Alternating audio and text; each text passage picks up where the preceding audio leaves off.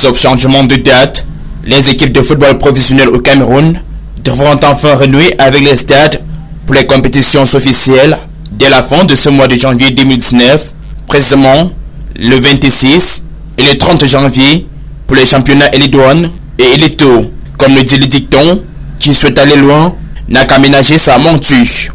Au sein de l'Aigle Royal de la Ménoire et Football Club de Baham, les choses se mettent progressivement en place. La reconstitution des forces homogènes pour parvenir à la réalisation des objectifs escomptés à la fin de la saison. Nous sommes en train de faire des matchs amicaux.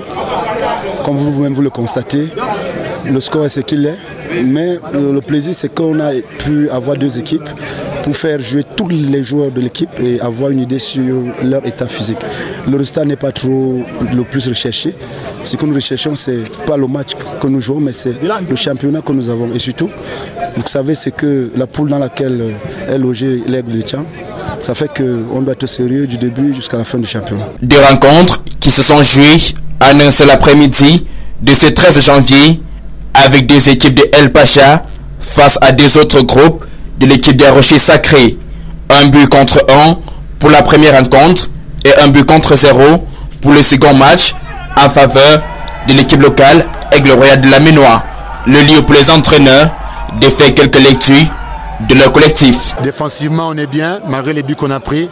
Si offensivement que les jambes sont lourdes, je crois que nous sommes dans une phase encore de pré-compétition et de physique encore. Donc je crois que les jambes s'ouvrent, mais c'est à travers ces matchs amicaux qu'on pourra peut-être retrouver la forme. Mais on est loin d'avoir la forme parce que des matchs amicaux, comme ce qu'on voit là, si on la joue 4 ou 5 fois, je crois que nous serons prêts. Mais c'est un très bon match que nous vivons cet après-midi. Être prêt pour relever les paris de la saison, qui ne sera pas un long fleuve tranquille, tant bien chez Football Club qui évolue en Ligue 1 que chez son adversaire du jour, Aigle Royal, appelé à faire valoir ses droits en Elite 2.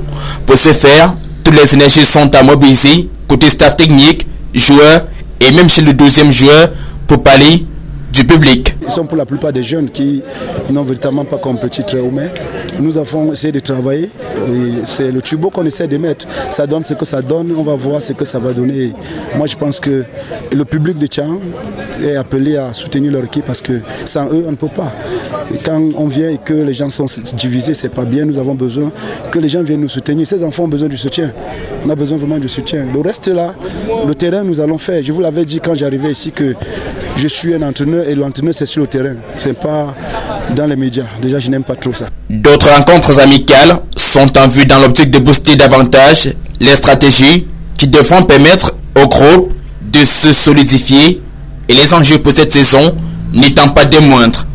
Si Fovo de Baham entend se hisser au top des équipes nationales et arracher en fin de saison un ticket pour les Africains, Aigle Royal de la Ménoire a tout aussi intérêt à mettre les batteries à marche pour gagner la première division.